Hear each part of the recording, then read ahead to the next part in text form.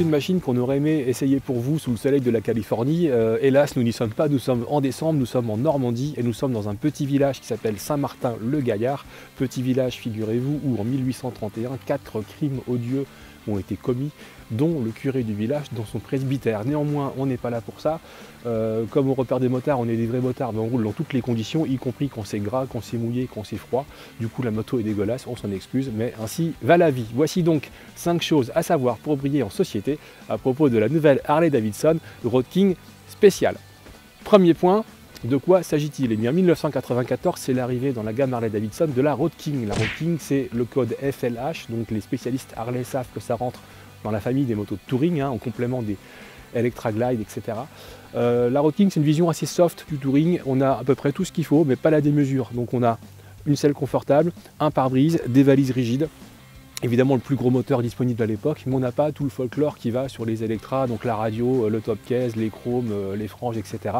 Donc c'est une machine plus légère, plus maniable, néanmoins les fondamentaux c'est là, c'est une excellente routière, d'où son nom, Road King. Alors 1994, son arrivée dans la gamme Harley, donc elle a connu depuis plus de 20 ans toutes les évolutions mécaniques. Elle a d'abord été en 1340, puis après elle a eu l'injection, et puis elle est montée en cylindrée 1450, 1584, et puis toutes les autres évolutions mécaniques qui nous amènent à aujourd'hui. Là-dessus se greffe la philosophie Dark Custom. Dark Custom, c'est ce que Harley a inventé, a décliné pour attirer une nouvelle clientèle, donc plus le motard, le biker traditionnel avec son blouson de cuir, sa veste en jean, ses patchs, etc. Mais je dirais un motard plus jeune, capable de rouler comme dans la série Sons of Anarchy avec des baskets, une veste, une chemise à carreaux, pas de gants, enfin voilà, beaucoup plus cool. Donc ça a donné les motos d'accès, les Sportster Iron et 48. Et puis en montant en gamme, on arrive à cette machine, cette Road King spéciale. Ce qui m'amène au deuxième point, comment est-ce qu'on la reconnaît? Donc une Road King, c'est toujours une bonne routière, bien massive, bien posée par terre.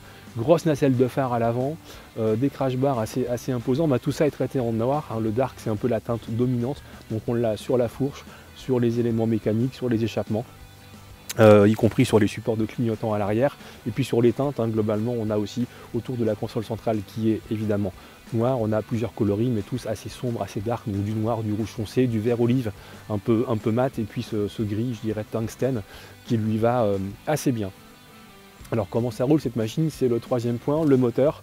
Dernière évolution mécanique apparue l'an dernier, 2016 chez Harley, donc le Milwaukee 8, moteur à 4 soupapes par cylindre, 1745 cm3 sur celui-là. Sur les grosses Harley, on a le choix entre le 107 et le 114. Ici, cette Road King n'est disponible qu'avec le 107. Je vais vous dire un truc, ça suffit largement, parce qu'en fait, ce moteur, c'est donc une grosse cylindrée, 158 Nm de couple, une puissance que Harley hésite toujours un peu à dévoiler, mais on sait qu'en gros c'est entre 86 et 90 vrais chevaux.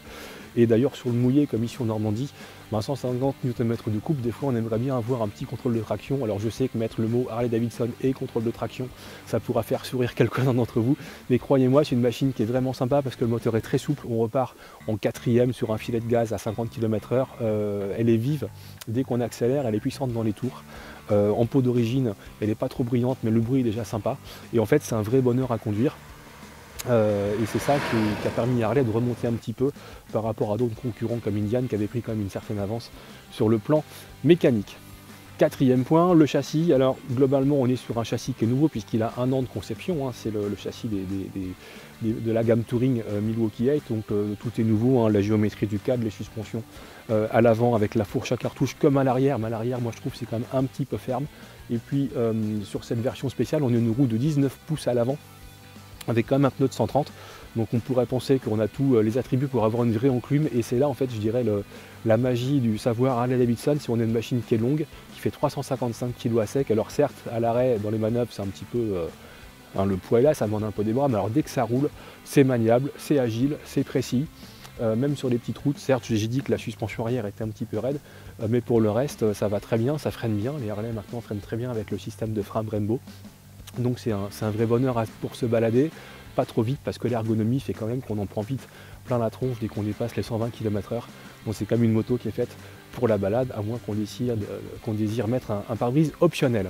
Cinquième point, qu'est-ce que c'est que la vie à bord d'une Road King spéciale? C'est une vie assez dépouillée, on voit forcément que la machine ne croule pas sous les accessoires. On a quand même les 2 valises rigides qui peuvent se détacher mais qui ferment à clé.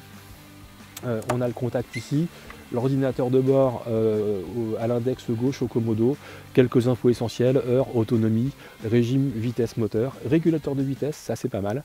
Et puis c'est tout, mais en faut-il plus pour savourer les joies de la route, hein, c'est l'objet de la question finale. Et donc, avant de lever le doigt interrogateur, je voudrais faire une dédicace pour toi, Thomas. Oui, toi, mon gros Toto, cette dernière séquence t'est dédiée. Donc voici le moment de la question qui tue. Est-ce que cette machine en version spéciale est toujours la reine de la route? Oui, je sais, le jeu de mots est facile. Eh bien, pour le savoir, je vous incite à lire l'essai complet sur le repère des motards.com.